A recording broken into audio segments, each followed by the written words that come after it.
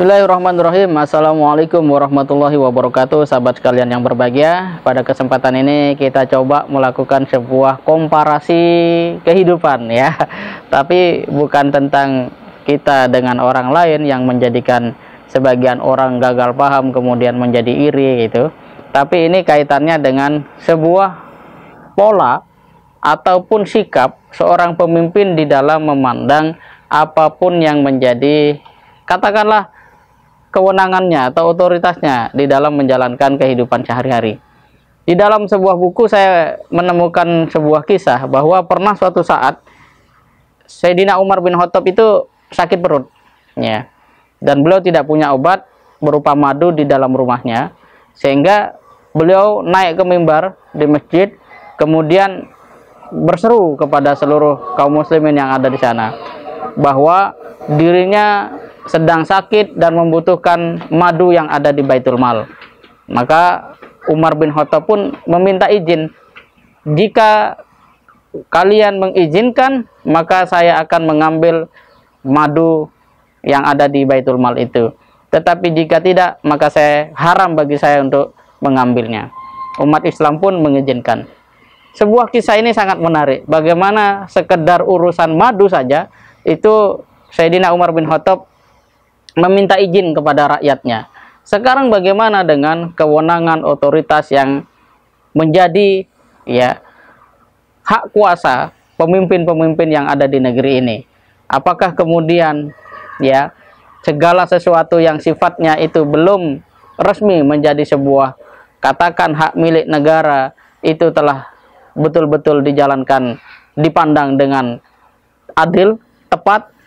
Misalnya soal dana haji, misalnya kemarin sempat ramai, mestinya itu adalah meminta izin kepada masyarakat yang hendak menjalankan ibadah haji itu, diizinkan atau tidak, begitu.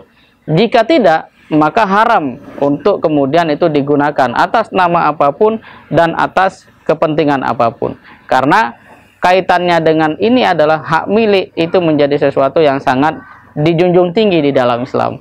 Oleh karena itu di dalam sejarah yang lain ya, ketika Amr bin As ingin melebarkan istana, katanya seperti itu, di Mesir, kemudian di sekitar area pelebaran itu ada gubuk Yahudi yang tidak mau dibebaskan, lantas dipaksa, dan Yahudi itu menemui Umar di Madinah dan kembali dengan membawa tulang yang berisi garis lurus pedang dari Sayyidina Umar.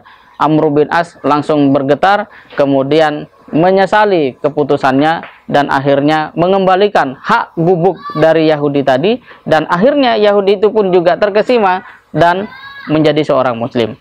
Sahabat sekalian yang berbahagia, sebuah kewenangan jika didasari oleh sikap yang mencerminkan keimanan yang kuat, ini akan menjadi sebuah kekuatan besar di dalam mendorong terjadinya sebuah kebaikan besar, perubahan demi perubahan yang berlangsung dengan sangat cepat dan masif, bahkan menginspirasi. Tetapi sebaliknya, ketika sesuatu dipandang terserah saya, toh saya presiden, toh saya menteri, toh saya yang punya kuasa misalnya, maka ini akan menimbulkan beragam gejolak yang berlangsung tidak saja hari ini, tapi ini juga menjadi sebuah catatan sejarah yang terus akan menjadi sebuah pedoman bagi bangsa ke depan, menjadi catatan yang tentu saja ini bukan sekedar merugikan person yang berkuasa pada saat itu, tetapi juga nama bangsa Indonesia itu sendiri.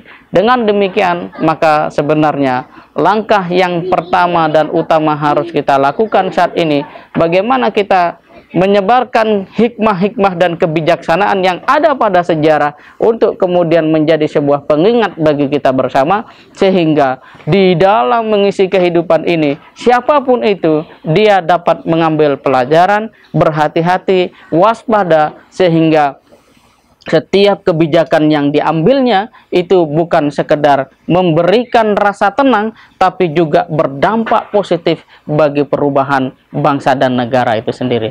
Kalau misalnya ini dicerna dengan sebuah objektivitas ilmu, akal, kemudian kelapangan dada di dalam mencermati, maka insya Allah hari ini pun juga perubahan itu bisa kita wujudkan. Tetapi jika tidak, maka sebuah ilmu akan terus menggelinding, menghampiri orang-orang yang mencintainya. Pada saat yang sama, cepat atau lambat, Allah akan memberikan giliran di mana hikmah kebijaksanaan itu betul-betul menjadi pemimpin sejati di tengah-tengah bangsa dan negeri yang sama-sama kita cintai ini. Demikian sahabat, sebuah komparasi sejarah semoga mengingatkan kita pada sebuah semangat tinggi untuk menjadikan kehidupan dan amanah yang ada di tangan dan genggaman kita sebagai sarana untuk mendapatkan keridhaan Allah, yang pada saat yang sama hanya dengan cara itulah kebaikan, kemaslahatan, dan kemajuan umat dan rakyat serta bangsa dan negeri yang kita cintai ini betul-betul dapat diwujudkan. Demikian, terima kasih. Assalamualaikum warahmatullahi wabarakatuh.